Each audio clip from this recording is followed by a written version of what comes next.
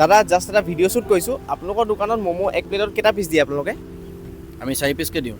আৰু আপোনাৰ বয়সটো পিছে কিমান হৈছে 22 বছৰ। 22 বছৰ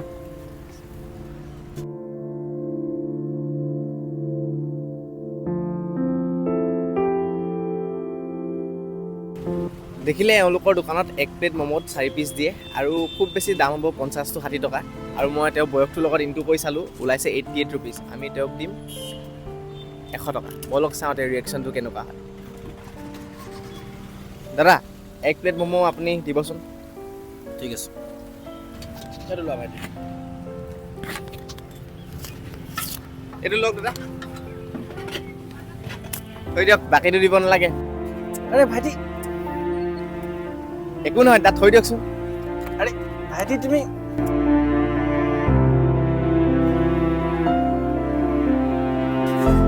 কুত্তাৰ বাচ্চা